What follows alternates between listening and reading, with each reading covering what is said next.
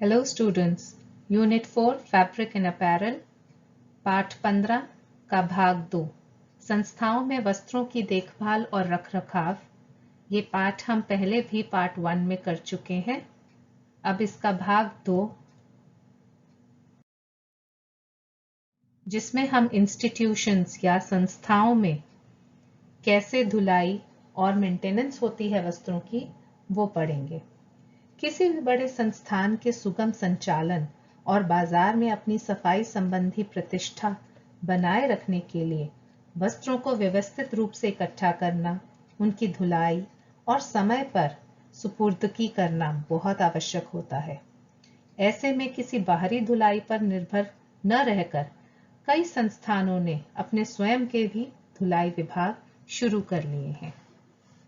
मुख्यतः 2 संस्थाओं की हम बात करेंगे, अस्पताल और होटल इंडस्ट्री।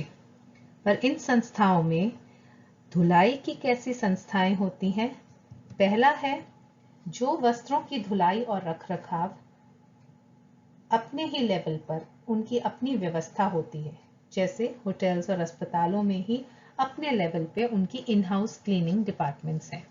और दूसरा है जो छोटे छोटे संस्थान होते हैं जो रखरखाव और धुलाई की सेवाएं आउटसोर्स करते हैं, यानी बाहर से ड्राई क्लीनर्स इत्यादि से करवाते हैं। अस्पताल के धुलाई घर या हॉस्पिटल लॉन्ड्री के बारे में पढ़ेंगे। अस्पतालों की धुलाई घर की बात हो तो अस्पताल में बड़ी मात्रा में बिस्तरों की चादरें, कमरे की सज्जा की अन्य सामग्री के साथ कर्मचारियों की वर्दियां और अन्य सामग्री जैसे एप्रन, टोपियां, सिर के परिधान, मास्क इत्यादि होते हैं। तो इसमें अस्पताल के धुलाई घर में स्वास्थ्य, स्वच्छता और विसंक्रमण का विशेष ध्यान रखा जाता है। अपने खर्चों में कटौती के उद्देश्य से आजकल कई हॉस्पिटल्स ने उपयोग के बाद आमतौर पर फेंक दिए जाने वाली सामग्री यानी डिस्पोजेबल मटेरियल्स को पुनः उपयोग में लेना शुरू कर दिया है। जिन उत्पादों के पुनः प्रयोग के कारण मरीजों को संक्रमण की संभावना अधिक रहती है, उस सामग्री को जलाकर नष्ट भी कर दिया जाता है। अस्पतालों की अधिकांश सामग्री सूती कपड़े से बनी होती है और अस्पताल एवं विभाग के विशेष रंग में रंगी हुई होती है। हर हॉस्पिटल की अपनी एक कलर्ड यूनिफॉर्म होती है और यह रंग बहुत पक्के होते हैं, धुलाई से निकलते नहीं हैं। प्रतिदिन की धुलाई में सूती वस्त्रों को ही अधिक मात्रा में इस्तेमाल किया जाता है, केवल कंबल ही ऊनी वस्त्र के होते हैं। अस्पताल के धुलाई घरों में अक्सर पक्के धब्बों पर भी बहुत अधिक ध्यान नहीं दिया जाता और वस्त्रों को स्टार्च इत्यादि लगाने या उनमें सफेदी, कड़ापन लाने जैसी सुसज्जा को भी शामिल नहीं किया जाता। ये सारी फिनिशेस यूजलेस हैं।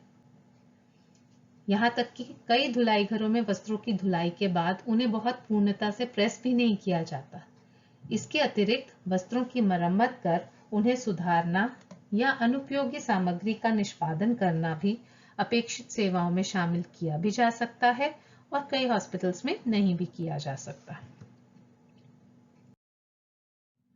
अस्पतालों में धुलाई घर के कार्य करने की जो प्रक्रिया है उसके कुछ चरण हैं। किस प्रकार धुलाई की प्रक्रिया हॉस्पिटल्स में चलती है? फर्स्ट स्टेप है आपात विभाग, ऑपरेशन थिएटर, ओपीडी, विभिन्न विशेषज्ञता केंद्र और वार्ड से जो कपड़े होते हैं उन्हें इकट्ठा किया जाता है और उनको भंडार स्थल या सीधे अस्पताल के धुलाई घर संयंत्र तक ले जाया जाता है।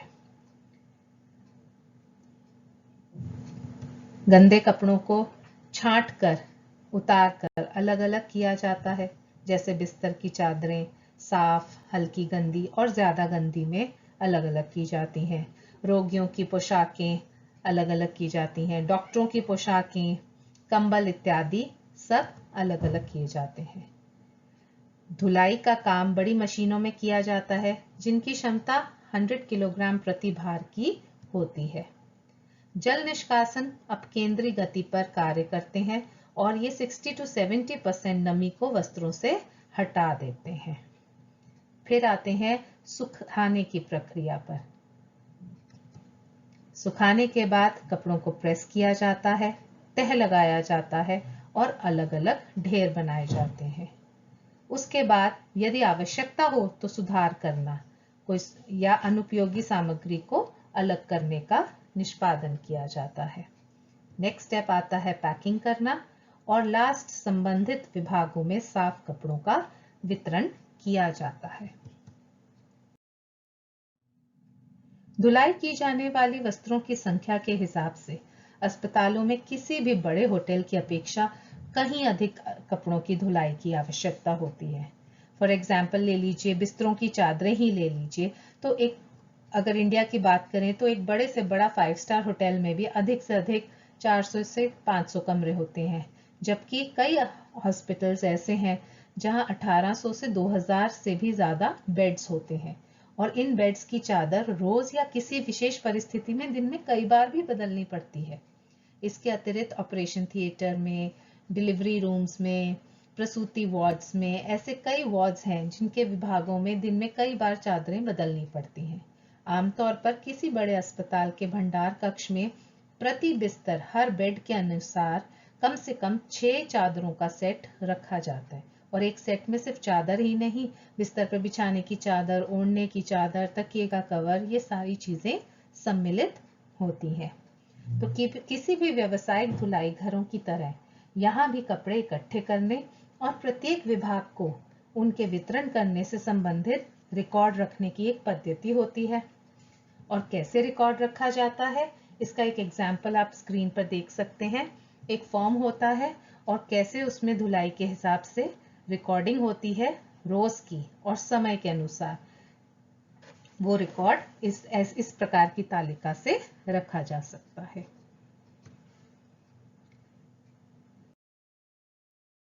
अब हम पढ़ेंगे होटल लॉन्ड्री या होटल के धुलाई घरों के बारे में।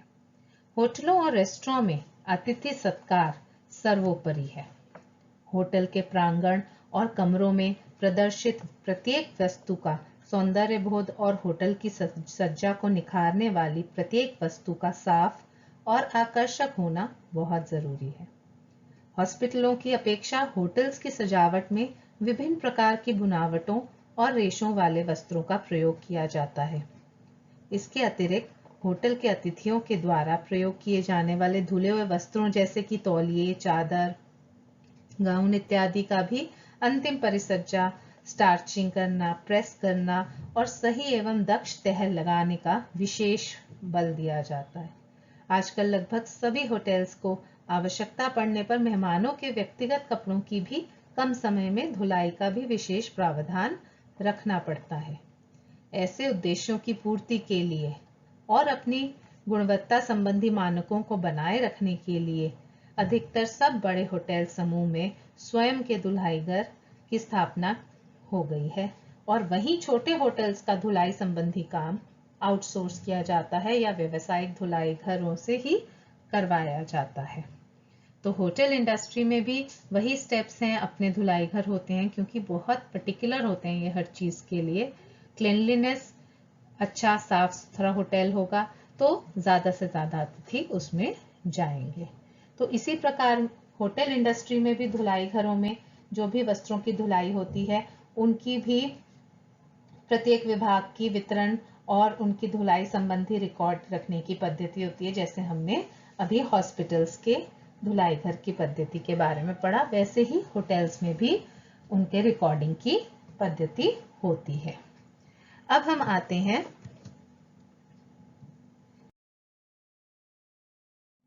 वस्त्रों की देखभाल और रखरखाव के क्षेत्र में जीविका के लिए तैयारी।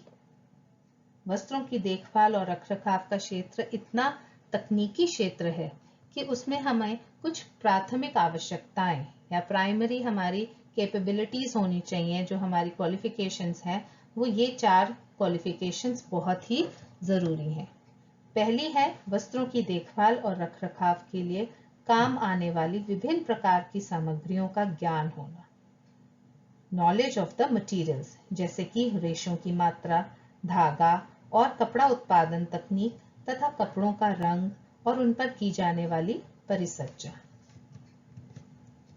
सेकंड, वस्त्रों की देखभाल और रखरखाव के लिए काम आने वाली विभिन्न प्रकार की प्रक्रियाओं का भी ज्ञान, यानी knowledge of the processes involved. तीसरा है विभिन्न प्रकार की प्रक्रियाओं में प्रयुक्त रसायनों और अन्य अभिकर्मकों का और वस्त्र पर उनके प्रभाव का ज्ञान, यानी knowledge of the chemicals and other reagents used.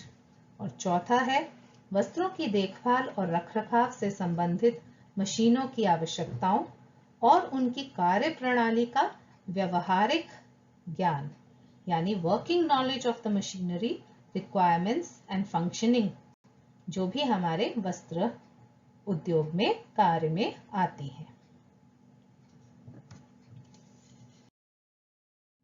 सामान्यतः धुलाई प्रबंधन पाठ्यक्रम लघु अवधि के कार्यक्रम होते हैं, शॉर्ट ड्यूरेशन के प्रोग्राम्स होते हैं, जो विषय संबंधी शिक्षा, रोजगार प्राप्ति में सहायता, स्वयं का व्यापार शुरू करने के लिए सहायता, उच्च विशेषज्ञता वाले धुलाई घर में स्टाइपेंड के साथ व्यवहारिक प्रशिक्षण, प्रैक्टिकल ट्रेनिंग जो देते हैं, ये सब चीजें उसमें सम्मिलित होती हैं।